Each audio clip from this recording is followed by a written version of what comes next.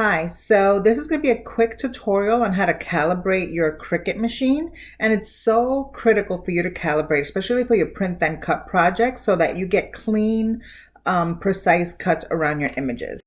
So you go into Cricut Design Space. You don't have to go into a canvas or anything. You go straight up to where it says home, those three lines right to the left of it. And again, I'm on my PC. And you scroll down till you see the second item is calibration. You click on that. So this shows three options because right now I'm set up with the Cricut Maker 3 that I have on here. But if I was calibrating my Explorer Air 2, it would only show me the one option, print then cut. And that's really all that I normally calibrate because that's the part that's critical when you're printing and want to cut those images out. So select your print then cut. And then you're going to select the printer. So it has my printer already selected. I'm going to send it to print. And I want to show you, this is what you're going to print. This is what it looks like. Let me just make it a little smaller. It's going to print out a sheet like this. So I'm going to link a PDF to this as well at the bottom so that you can print out these ahead of time if you want. And you have multiple copies just in case, because sometimes it takes more than one sheet to figure out your calibration. So then once you do that, once you send it to print, and then you'll just hit continue. So you select the machine, whatever machine it is that you're going to calibrate. I'm going to do, this is exactly right, the Maker 3. I have it connected through Bluetooth. So once it connects, it tells you what to do. So you're going to insert it like you do any project that you're going to do. You're going to set it on your mat, wait for it to flash, and then you press go. So let's go see what that looks like. So I'm just going to feed this in like we normally would.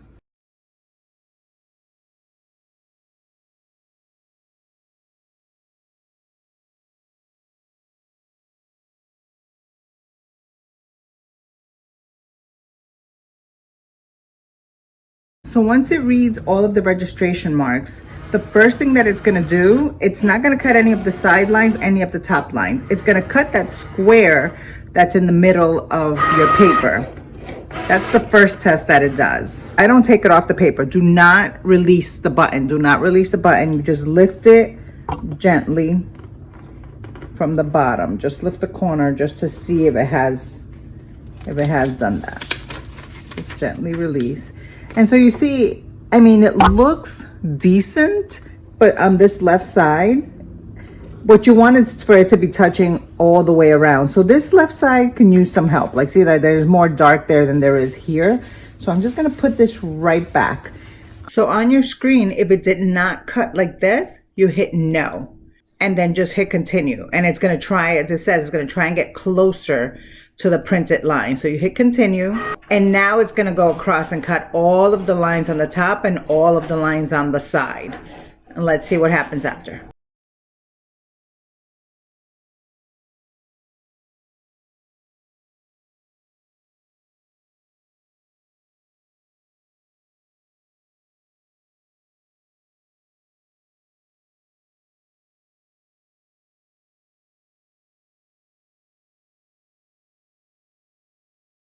So now it's asking you which one's cuts the closest to the center. So you're going to have an option of picking one of the numbers from the top line and one of the letters from the right side column. So you will go really close to your paper and look to see which one is closest on the top and which one is closest on the side. So let's go see from here. So I'm going to pick the number 9 from the top, and then I'm going to go down to the side, and you have to also pick a letter. It can't just be one or the other. You have to pick both, a letter and the number. So I'm going down and looking. I think out of all of these, because then it starts going somewhere else, I feel like G is the closest. So I'm going to pick number 9 and G. Let me select.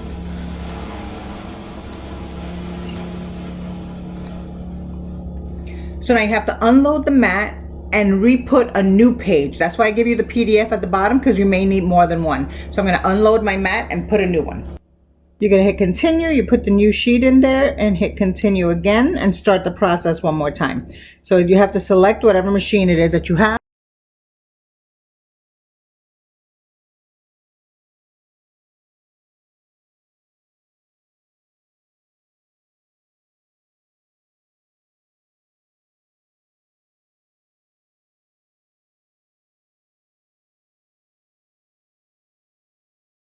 Okay, so this is the second test cut that we're doing for the square. So let's see where we ended up now. So I think this is pretty good. Let me just take out the whole thing because I feel like I'm happy with that.